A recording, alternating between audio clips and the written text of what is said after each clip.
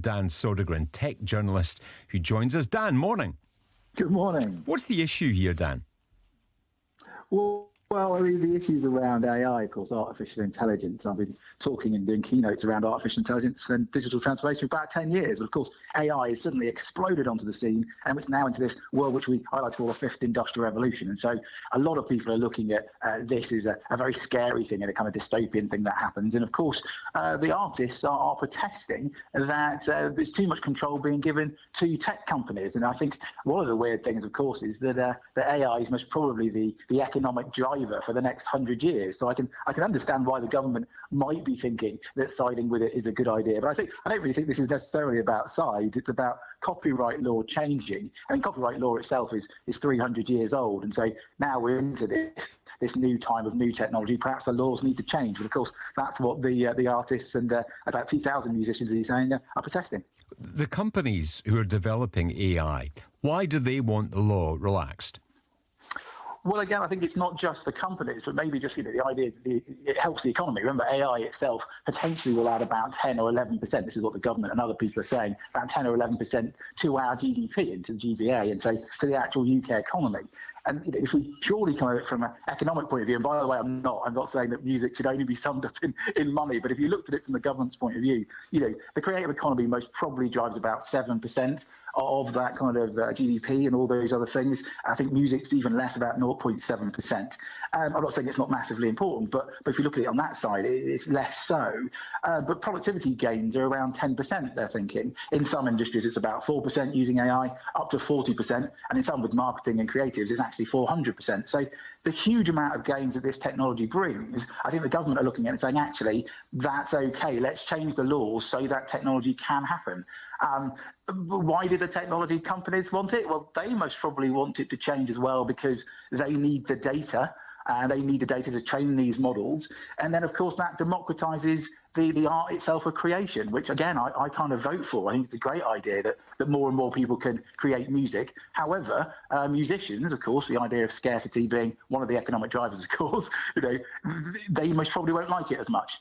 So people who are musicians might not like the fact that everyone can now make music. And by the way, I'm not saying that the AI music that's created at the moment is ever going to top the charts. I don't know if you've listened to some of it, but it's not necessarily brilliant. It's not the great works of the fantastic artists out there. But we're hearing it already, Dan, aren't we? I mean, if you're on hold to any call centre at the moment and listening to music, the chances are that's been produced by AI.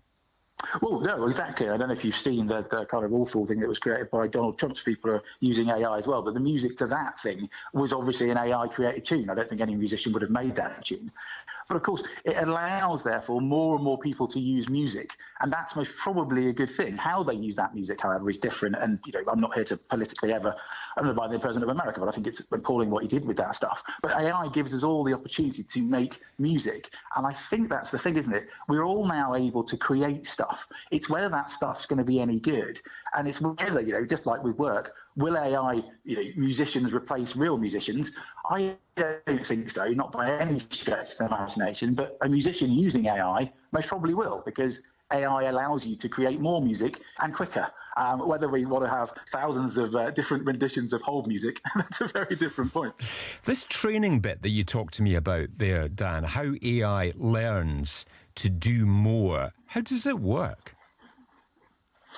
Well, the easiest way to look at this, and it won't be precise, so AI people don't get at me at this, but it's a little bit like it's reading loads of books. Like me and you learn. We might learn from books, right? And so we read all this different stuff, and then we amalgamate what we might call knowledge all together, and then we have ideas. Well, it's similar to what AI will do, and this is generative AI, especially around music, of course. There's lots of music it can look at. And remember, the copyright law change is actually saying that musicians have to opt out, and therefore they will be protected by copyright when they opt out. They say, look, you can't use my music, training your clever thing to make more music, and they opt out. Now, same principle is, if I write a book and you read it, and I write 10 books and you read them all, you might have an idea to make your own book. It's a similar principle. Literally, AI is a little bit like an intern, like a human being about the age of 18. They're just learning stuff. And of course, if you give them 10,000 bits of music, it has a huge amount of data, and it can then say, right, with a mathematical equation and algorithm, I'll create something, a derivative of all those sounds to make it sound like that. Does that make sense? Yeah, it does, absolutely. And how long does this take for AI to, when you think of all the music that is already out there, if it can access that, how long will it take to work its way through it and learn what it needs to learn? Well, again, it all depends. Same principle with you, right? Same principle with us as human beings. If we wanted to have a GCSE, it might take us a couple of years. If we wanted to do A-levels or a master's, it takes longer, right? Now, this kind of interesting thing and slightly scary thing is that these AI systems, remember, there are lots of different AI systems, they're learning quicker and quicker. And so the quicker they learn, the bigger the technology becomes, and the greater the data pool they can use, the better the outcome and the quicker the outcome.